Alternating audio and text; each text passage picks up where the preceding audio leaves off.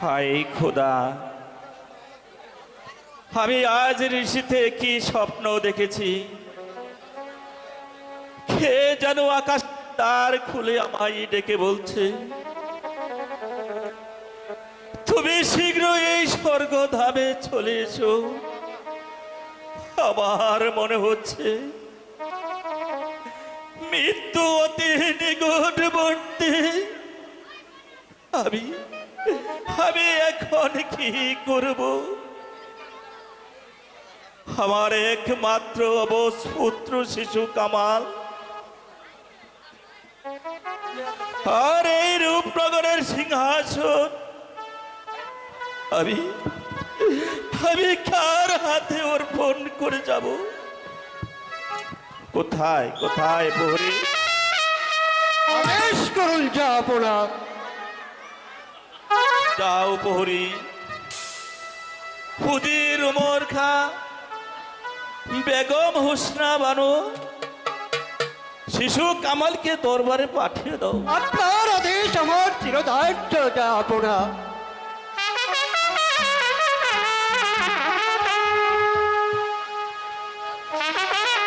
জয় হোক জাহাপনার জয় হোক, জাহাপনার জয় হোক, জাহাপনার জয় হোক, জাহাপনার জয় হোক। আমায় কিসের জন্য স্মরণ করেছেন জাহাপনা? হুজুর সাহেব, আমি আজ নিশীথে কি স্বপ্ন দেখেছি। কে যেন আমায় ডেকে বলছে, তুমি শীঘ্র এই স্বর্গধামে চলে এসো। জাহাপনা, হুজুর সাহেব, বলুন জাহাপনা, আপনি হয়েছেন এই রূপনগরের নবাব। আপনি ঋষি রাত্রে এমন কি স্বপ্ন দেখছেন, সেই স্বপ্নে আপনার বুকের পাঁজর থরথর করে কাঁপছে আর আপনাকে এত বিচলিত মনে হচ্ছে, আমি যে কিছুই বুঝতে পারছি না। জাহাপনা, আপনি কি একবার খুলে বলবেন? আমার মনে হচ্ছে আমি আর বাঁচবো না। জাহাপনা, আমার একমাত্র কলিজার টুকরো শিশু কামাল আর এই রূপনগরের জাহাপনা, রেখে গেলাম আপনার হাতে। কামাল হুজুর হওয়া পর্যন্ত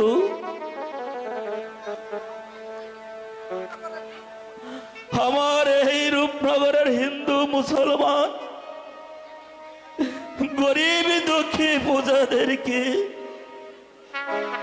আপনার পুত্র সমতুল্য চিহ্ন করবে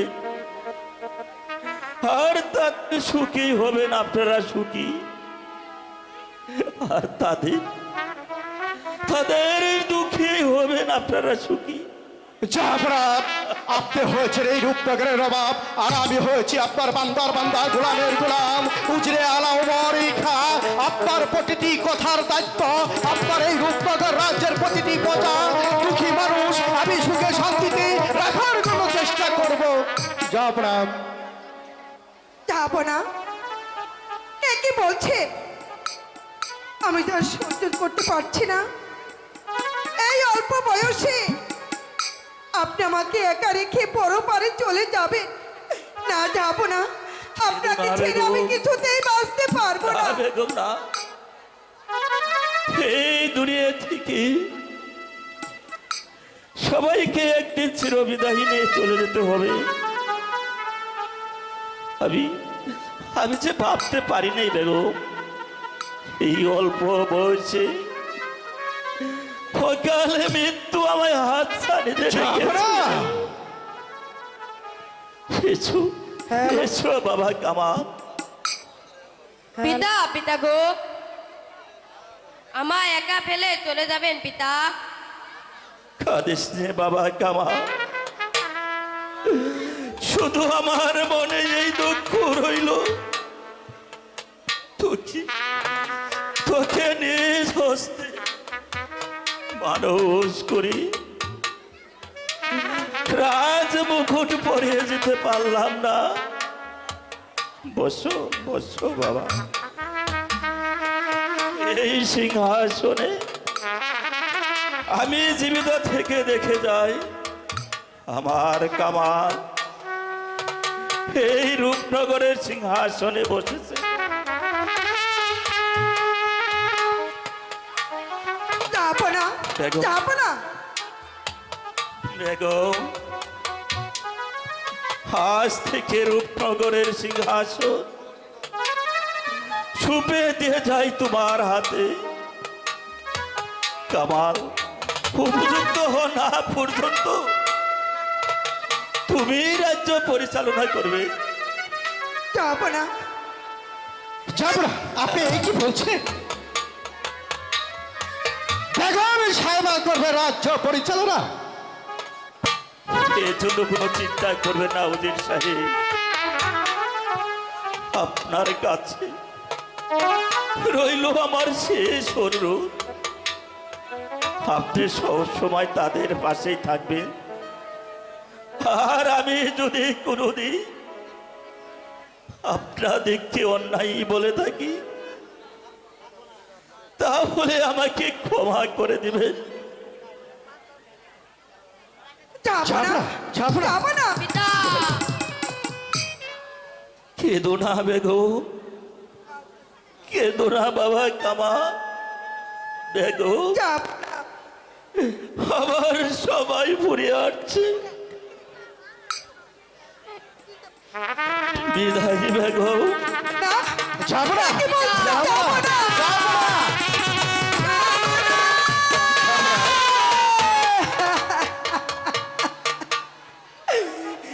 যাবো না। কাঁদিস নে বাবা কামাল, কাঁদলে আর কি হবে? তোমার পিতা আর ফিরে আসবে না কামাল। মা মাগো, সত্যি পিতা আমাকে ফেলে চলে গেছে, আর পিতাকে আমি ফিরে পাবো না। না বাবা, সে আর কোনোদিন ফিরে আসবে না। এসো বাবা, তুমি আমার কোলে এসো। মা মাগো, আমি কার কোলে যাব, কাকে পিতা বলে ডাকবো? বলো মা, বলো। কেঁদো না কামাল, কাঁদবেন না বেগম সাহেবা। যা হবার যে তা হয়ে গেছে, এবারে চলো যা পড়াকে নিয়ে আমরা সম্পূর্ণভাবে তাকে দাফন করার চেষ্টা করি। তাই করুন। তাই চলুন বেগম সাহেবা, তাই চলুন। চলো বাবা।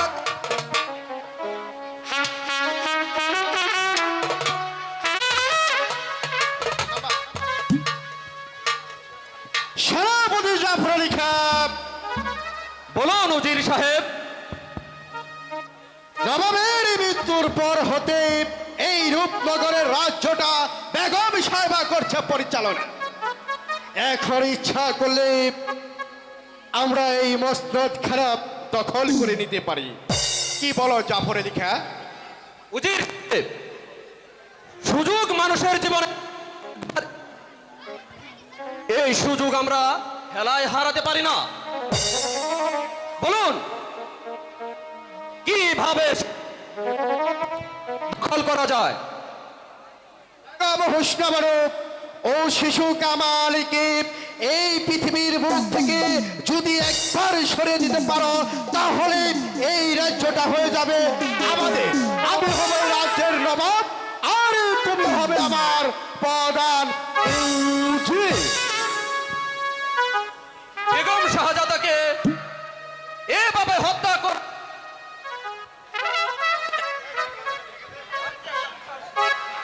না না না না, তা কখনো হতে পারে না উজির সাহেব। ইব্রাহিম, ইব্রাহিম, তুমি এসেছো আমাদের কাছে বাধা দিতে? না, বাধা দিতে নয় সেনাপতি সাহেব, এসেছি আপনাদেরকে স্মরণ করিয়ে দিতে। ভুলে গেছেন সেই অতীতের কথা? মনে করে দেখুন, একদিন আপনার পুত্র পরিবার নিয়ে রাস্তায় রাস্তায় ঘুরে ফিরেছিলেন দুমুঠো অন্নের জন্য। সেই দিন আমাদের নবাব আপনাকে রাস্তা থেকে ঘুরিয়ে এনে দিয়েছিল এই নবাব মহলেটাই, আর করেছিল সেনাপতি মহল।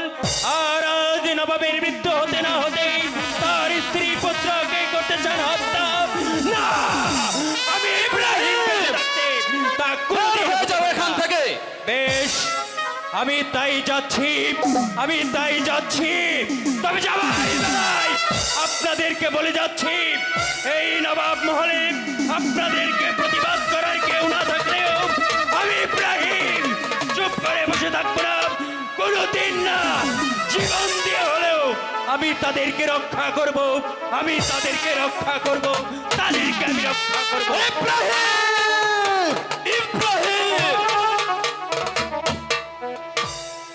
আর তুমিও জেনে রাখো, বেশি বাড়াবাড়ি করলে তোমাকে রেহাই দেওয়া হবে না। জাফর আলী খাঁ, আমার যে আর সহ্য হচ্ছে না, যেমন করেই হোক ওই বেগম হুসনা বানু আর শিশু কামালকে হত্যা করে আমাদের পথকে করতে একেবারে পরিষ্কার। চলুন উজির সাহেব, আমাদের কর্তব্য কাজ আমরা সমাধা করব। তাই চলো জাফর আলী খাঁ, তাই চলো। হায় খোদা, এই কি লিখেছিলে আমার কপালে? স্বামী একা ফেলে বড় পারে চলে গেল, এখন এই অবশ শিশুকে নিয়ে কেমন করে এই রাজ্য পরিচালনা করি? সর্বনাশ হয়ে গেছে বেগম সাহেবা, সর্বনাশ হয়ে গেছে। শীঘ্রই শিশু কামালকে নিয়ে এই রাজ্য ছেড়ে পালিয়ে যান। কেন? কি হয়েছে ইব্রাহিম? উজির উমর খাপ ও জাফর আলী খাপ আপনাদেরকে হত্যা করতে আসছে। আমাদের হত্যা করে তাদের লাভ কি? লাভ অনেক। উজির সাহেব হবেন এই রূপনগরের নবাব, আর জাফর আলী খাঁ হবে তার প্রধান উজির। শীঘ্রই চলুন বেগম সাহেবা, দেরি করলে হয়তো ওরা এসে পড়বে। ইব্রাহিম, আমি ওই শত্রুর ভয়ে স্বামীর গচ্ছিত সিংহাসন ছেড়ে এই রাজ্য ছেড়ে আমি কিছুতেই পালিয়ে যেতে পারবো না। মরতে হয় আমি এখানেই মরবো। বেশ, আপনি কি তাহলে যাবেন না? না ইব্রাহিম, না, না। আমি কোথাও যাব না। আপনি নিয়ে গেলেও চুপ করে থাকবো না। আমি আমার জীবন দিয়ে হলো আমি ইব্রাহিমকে বাঁচাবো, কারণ একদিন রুখে দাঁড়াতে হবে আমাদেরকে। ওই জালিম শয়তানের বিরুদ্ধে ভেঙে দিতে হবে ওদের বিশ্বাস। এসো ভাই কামাল, আমি মরতে দিতে পারি না। আসি বেগম সাহেবা, আমাকে বাধা দিবেন না। আমার কামালকে তুমি নিয়ে যেও না।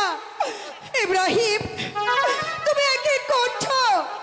আমার বুক খালি করে আমার কামালকে তুমি নিয়ে যেও না। বেগম সাহেবা, আমি যে আপনার কোনো কথাই শুনবো না। বিদায় বেগম সাহেবা, বিদায়।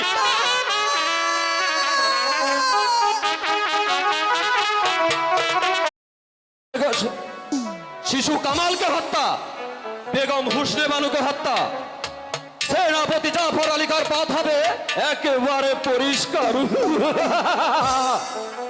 কামাল, তুমি কোথায়?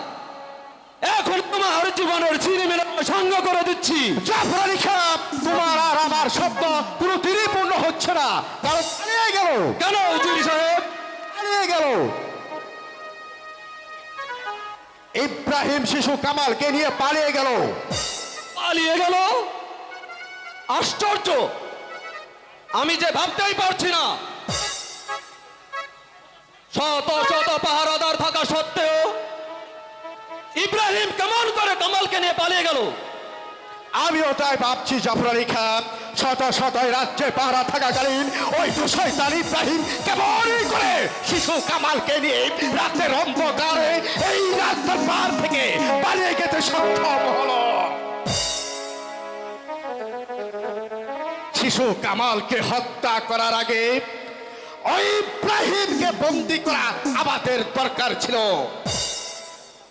এ ব্যাপারে আপনি নিশ্চিন্ত থাকুন। ওই বেঈমান দুটোকে খেজে বের করে এনে আপনার সম্মুখে করব নির্মম ভাবে হত্যা। জাফর আলী খাঁ, তাই করতে হবে। ওই শয়তান দুটোকে যতক্ষণ পর্যন্ত গ্রেপ্তারি করে জবাই করে তার তাজা রক্ত আমার সম্মুখে হাজির না করতে পারবে ততক্ষণ পর্যন্ত আমার প্রাণে শান্তি নেই। জাফর আলী খাঁ, শান্তি নেই। চলে আসুন জাফর আলী খাঁ, আমাদের কর্তব্য কাজ আপনারা শাসন করে কে এই একে জীবন আমি কেমনই করে সহ্য করবো খোদা, আমি কেমনই করে সহ্য করব। হে মেহেরবানি খোদা, তুমি তুমি আমায় একটি উপায় করে দাও খোদা, আমায় একটি উপায় করে দাও। হয়তো দেখা যাচ্ছে কদম আলী তার বাড়ি। কদম আলী বাড়ি আছো? কদম আলী, কে কে আমাকে এই ঋষি রাত্রিতে ডাকছে? আমি ইব্রাহিম। ইব্রাহিম, হ্যাঁ, আমি ইব্রাহিম। আসুন এই ঋষি রাত্রে গরিবের বাসায়। এসেছি এই ছেলেটিকে তোমাকে দান করতে। তাকে তুমি যত্ন করে মানুষ করবে, সে চিরদিন তোমারই থাকবে। আপনি আমাকে ছেলে দান করবেন? হ্যাঁ হ্যাঁ ভাই ইব্রাহিম। এ যে আমার পরম সৌভাগ্য। নাও ভাই, কিন্তু চিরদিন তার পরিচয় তোমাকে গোপন রাখতে হবে। এই ছেলে তোমার ছেলে বলেই পরিচয় দেবে। ভাইয়া, তুমি আমায় ফেলে চলে যাবে ভাইয়া? সেজন্য কোনো দুঃখ করো না ভাই, আমি মাঝে মাঝে এসে তোমার সাথে দেখা করে যাব। লক্ষ্মী ভাইটি আমার, তুমি ওনার কাছে থাকো। এসো বাবা। আমি আসি ইব্রাহিম, আমি আসি। ভাই, এসো। ভাই, আজ থেকে ওনাকে তুমি পিতা বলে জানবে। নাও ভাই, আমি এবার আসি। আমি আসি কদম আলী, আমি আসি। এবারে চলো আমরা ঘরে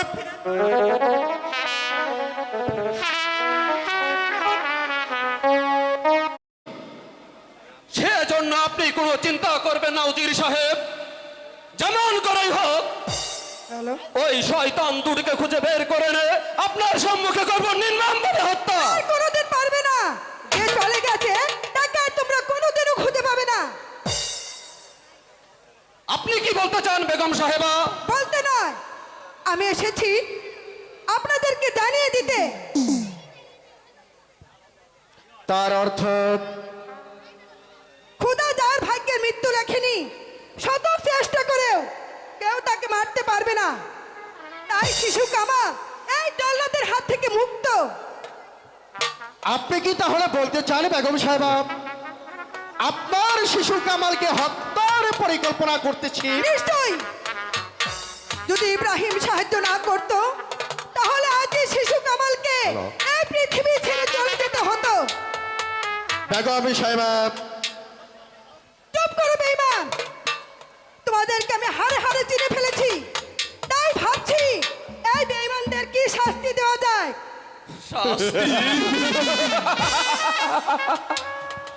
অসম্ভব বেগম সাহেবা।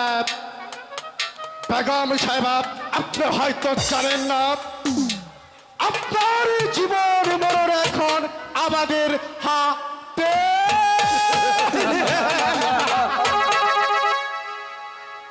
আমরা এই নবাব মহলে সবাইকে অর্থের বিনিময় হাত করে ফেলেছি বেগম সাহেবা। যদি আপনার ভাগ্যটাকে সুপর্ণশীল রাখতে চান তাহলে আমাদের অনুগ্রহতে আপনার থাকতে হবে, নইলে